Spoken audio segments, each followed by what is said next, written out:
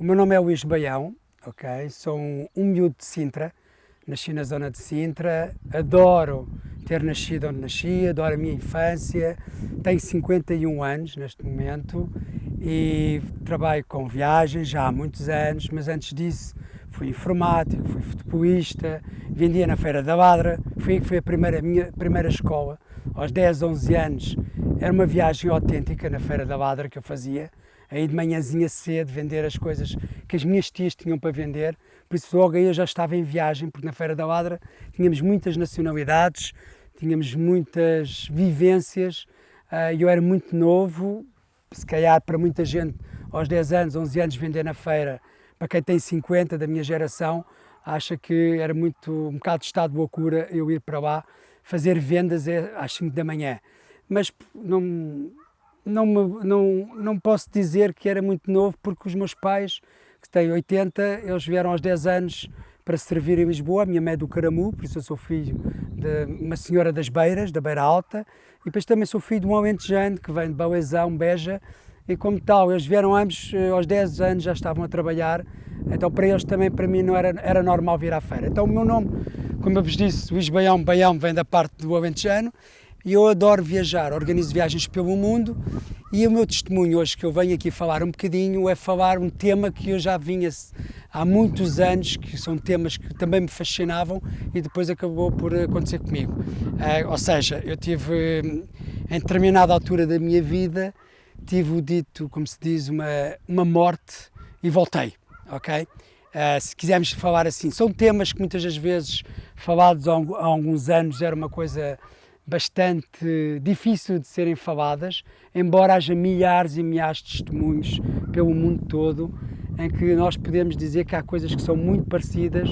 quando alguém passa por uma experiência dessas. O meu caso, que eu vou contar-vos agora, e no fundo o que eu quero também fazer aqui, é realmente tratar isto como um tema normal, um tema natural, porque é assim que eu também o vejo. Eu vou-vos dizer, eu em 2011 fui diagnosticado um cancro na base da língua.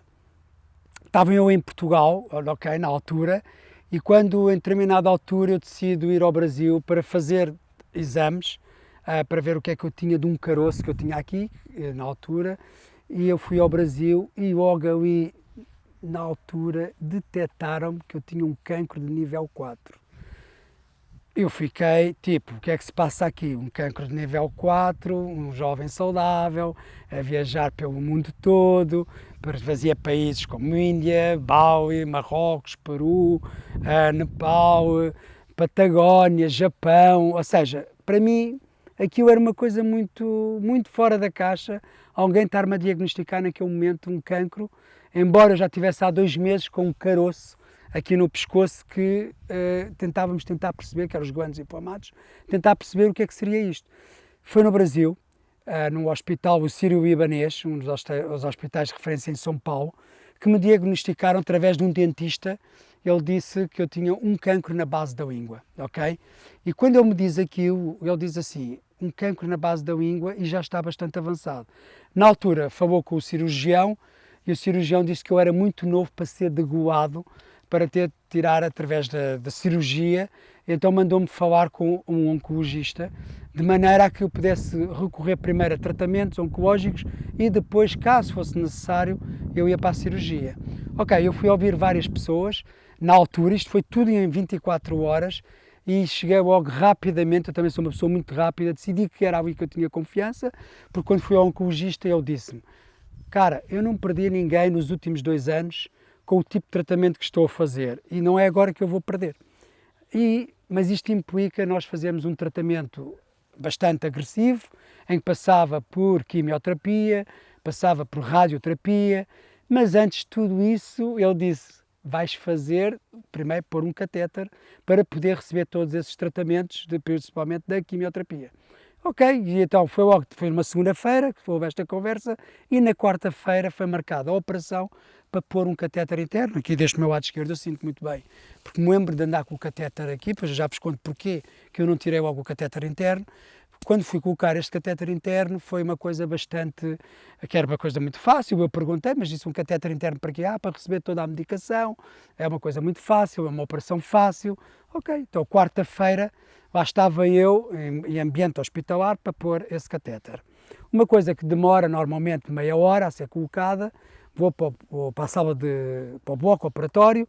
para colocar esse catéter e eis que o que eu me recordo, agora depois já volto o que é que foi passando durante o processo, mas a minha operação demorou 7 horas. 7 horas demorou esta operação. E agora, no dia a seguir, toda a gente me dizia, cara, você é o cara mais sortudo deste hospital. E eu, o cara mais sortudo, então eu descobri um cancro 24 horas ou 48 horas atrás, de uma pessoa que sentia-me saudável, nunca tinha tido qualquer tipo de questões. E de repente, agora está-me a dizer que sou o cara mais sortudo. Então eu fui atrás e fui tentar perceber. E o que eu percebi realmente é que eu tive uma paragem durante o processo cardiovascular, ou assim se pode dizer, eu ainda não sei bem o termo. A minha mulher é enfermeira, diz-me sempre o nome técnico, mas eu não sei o nome técnico. Sei sim é que eu tive um excesso de sangue que passou para a zona do miocárdio, do coração, e de repente eu tenho uma paragem. O que isto implica, quando se tem uma paragem dessas, a gente quase certeza morre e raramente as pessoas conseguem safar. A minha sorte na altura é que eu tinha um cardiologista a operar ao lado e eles em pânico chamaram logo o cardiologista e abriram-me aqui no peito logo uma faca, se assim se pode dizer, que é mais fácil, mas claro que foi com o bisturi, abriram e puseram-me o coração de novo a tapar, a trabalhar, e depois puseram-me um dreno, tudo isso. Agora, o que é que está aqui em questão e o que é que está aqui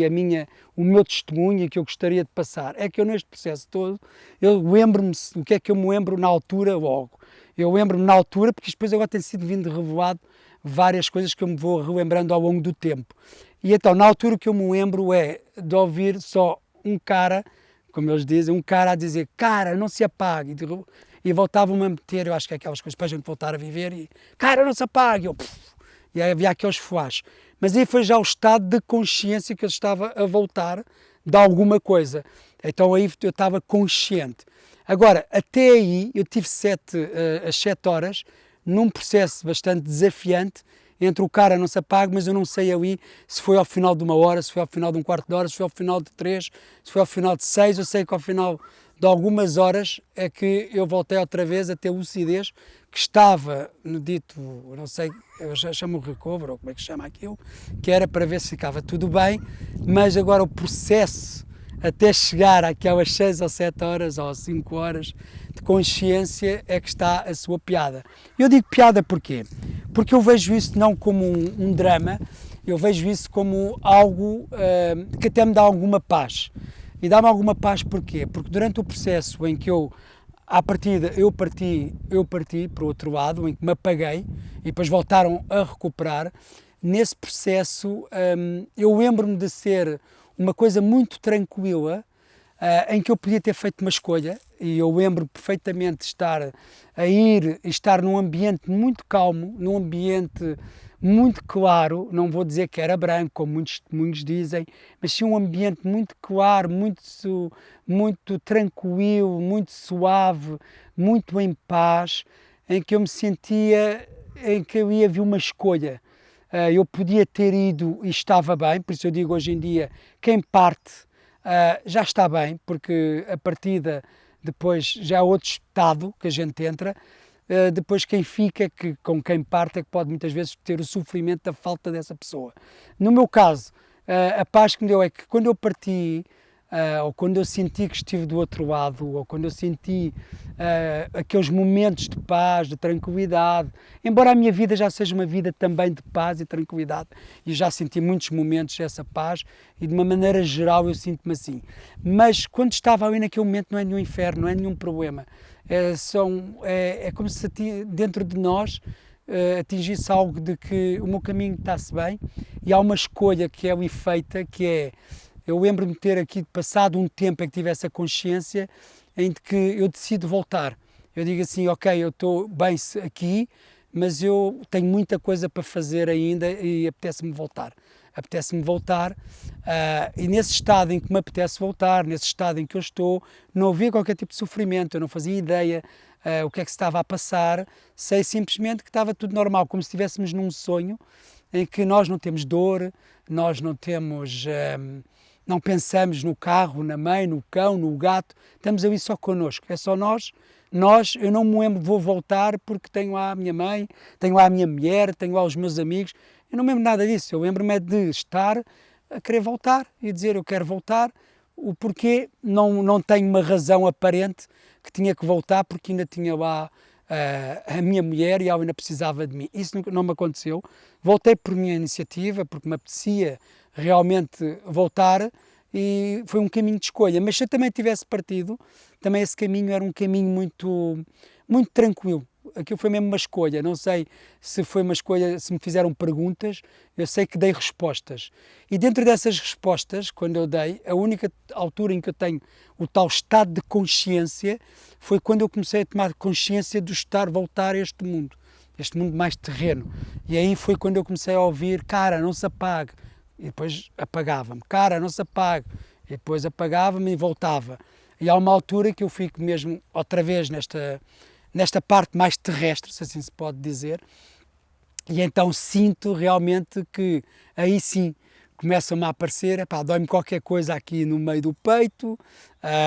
toda a gente à minha volta e montes de luzes, se estava tudo bem, que estou ali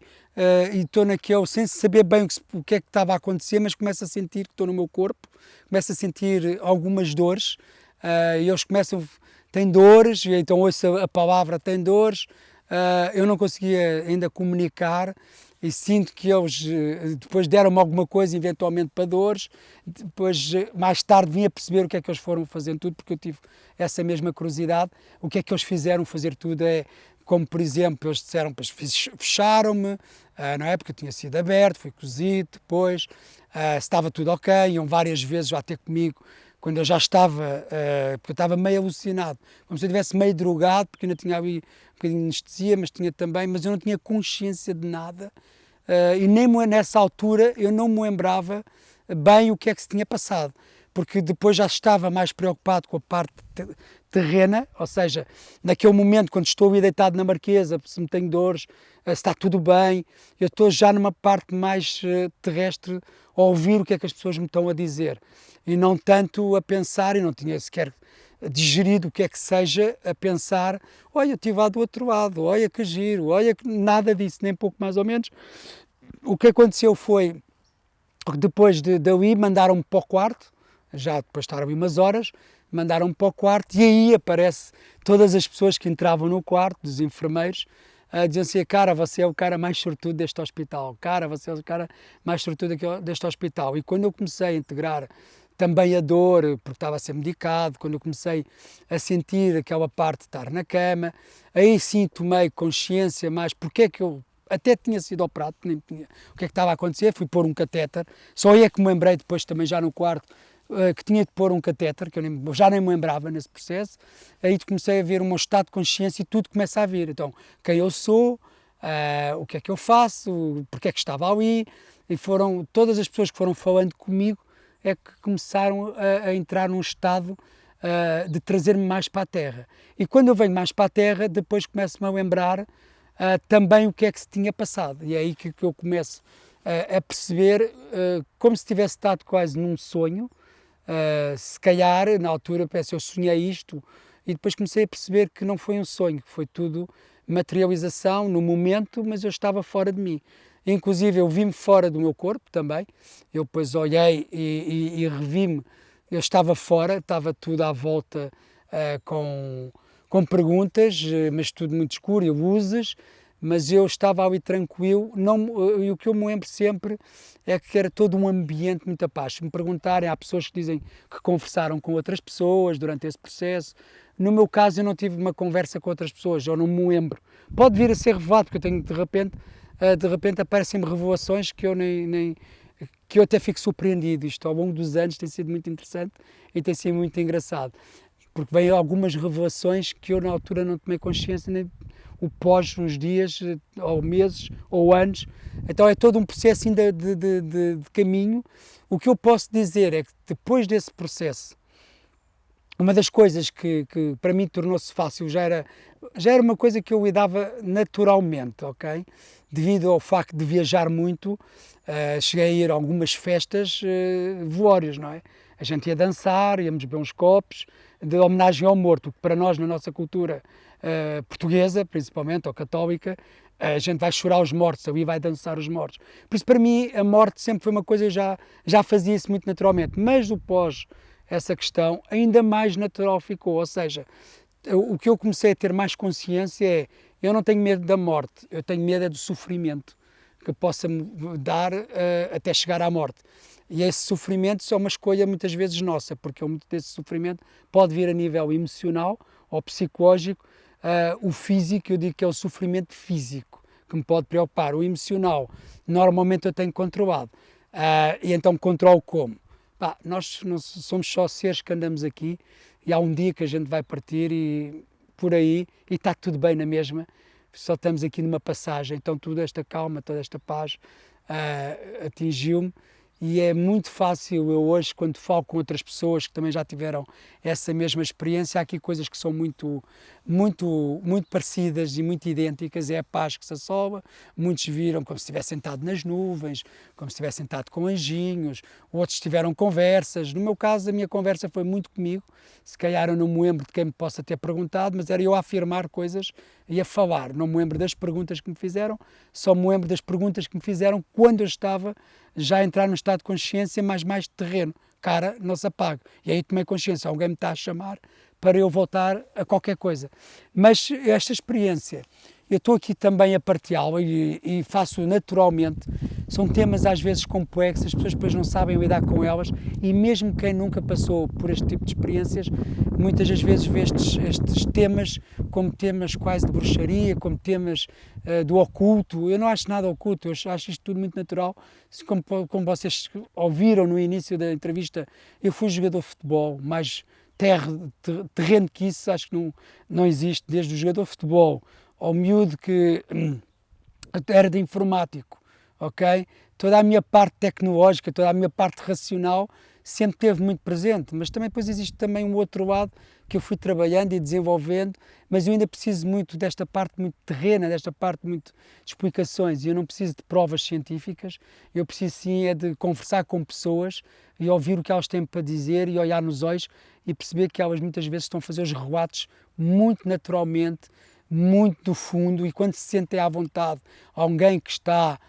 a falar a mesma linguagem, a gente sabe mais do que até elas já disseram a outras pessoas mais íntimas. E é muito interessante trazermos estes temas à baila, hoje em dia já há muita literatura também sobre isso, porque estes temas podem nos ajudar muito também, este tema principal, pode nos ajudar muito num tempo em que se vive muito pelo medo, pelo que pode vir, pela antecipação desses mesmos medos da morte, disto e daquilo, pode nos levar a um estado muito irracional, que se nós estivermos em paz, que acontece muito noutras culturas, nas culturas xamãs, nos hindus, nos budistas, que todos os dias, eu estive em templos budistas e todos os dias eles fazem a simulação da sua morte, todos os dias há uma morte e renascimento. Às vezes a gente lidar com este tema de uma forma natural pode ajudar muito. O meu relato é só um bocadinho que possa ajudar de alguma forma, mesmo quem passou ou não tenha passado, que olhe para este relato não de uma forma de exibicionismo, nem esse o meu objetivo, nem tenho pouco mais ou menos esse objetivo, mas sim como um relato mais puro e cru e natural daquilo que eu sinto, é só aquilo que eu sinto, não quer dizer que seja uma verdade, é a minha verdade e é assim que foi lidado comigo, por isso eu quero-vos agradecer primeiro por me ouvirem até ao final, porque se estão a ouvir agora é porque se calhar ouviram desde o início ou então começaram logo no fim, mas quero-vos agradecer se eu puder ser útil de alguma forma com alguém que esteja a passar por processos desafiantes, complicados, porque há pessoas também que depois têm alguma dificuldade em lidar com esta situação, porque quando voltam à Terra a tendência é para dizer que lá era muito mais calmo e muito mais em paz, então há esta coisa do eu estava bem, era do outro lado, eu não digo o contrário, eu estou muito bem aqui e do outro lado também estou muito bem, por isso eu ando cá o tempo que acharem que eu tenho que andar e não sou eu que escolho. Por isso, se calhar, se puder ajudar de alguma forma as pessoas que também, de alguma maneira, quando voltaram, não sintam essa paz, porque estavam calmos e tiveram esse prazer de ter essa informação, aqui a calma também, mesmo terrenamente, pode ser genial, assim vem à nossa mente relembrar o quanto também estar nesta vida é bela. Olha, estou na natureza, que é uma coisa que eu adoro, tanto a natureza, como a natureza humana, como tudo. Eu adoro um bocado de tudo na vida. Eu acho que a vida tem tanta coisa boa, mas a gente pode se focar no copo meio cheio ou no copo meio vazio, meio cheio. A gente é uma escolha, tudo é uma escolha. E a escolha muitas das vezes está no nosso poder. Outra, quando nos acontece, a gente também escolhe o que é que quer viver perante aqueles acontecimentos. No meu caso, como eu vos digo, tive, e agora não é para me aumentar, mas é só para vocês perceberem, eu depois desse processo todo, faço o tratamento, tenho um tratamento bastante duro, mas estou aqui a falar, tenho uma garganta e um pescoço maravilhoso, quase ninguém diz que eu passei por um processo desses, porque realmente todos os processos que eu utilizei para me recuperar de uma forma natural, mas todo o processo também de químio e de rádio destruiu-me algumas partes do meu corpo, não é? E a minha preocupação na altura era se eu entrava em hemodiálise, então andava muito preocupado com os rins, andava muito preocupado em arranjar suplementos, em comer coisas biológicas, naturais, mas a vida não me deu isso. O que é que a vida me fez? Destruiu-me a cabeça dos fémures. Eu tive 2 anos após isso sem poder andar. Ou seja, estão a falar com alguém que, se for preciso, até vos levanto o pezinho assim, levanto este, quase que meto na boca, e estamos a falar com alguém que tem 2 próteses bilaterais na cabeça dos fémures, e depois das próteses ainda agradeço bastante, sabem porquê? Já fui várias vezes fazer o caminho sagrado do Ninho do Tigre no Botão, Machu Picchu, que toda a gente também conhece, também já o fiz algumas vezes, depois de pôr as próteses. Já fiz o caminho de Santiago, pela costa, estou a fazer a costa portuguesa, que eu quero dizer um dia destes, que já fiz a costa portuguesa, costa a costa, a pé, tudo a pé, faço uma vida normal, porque simplesmente também não me quero lamentar e realmente a vida também me permitiu, através do yoga, através da mobilidade, saber escolher quem é que me podia recuperar, permitiu-me ter uma vida mais tranquila. E então o meu relato vale o que vale, vinha falar de um tema, falei de vários, e obrigado de coração, um até já, e fica depois aí por baixo a minha notazinha. Obrigado, Rui, por este trabalho fantástico que tu estás a querer desenvolver por várias leituras, e eu acho incrível, e não me importa nada que ponhas aí a Zen Family, o nome da Zen Family, por ali o Luís da Zen Family, e estamos cá para todos nos ajudar uns aos outros para vidas mais saudáveis. Obrigado de coração, até já.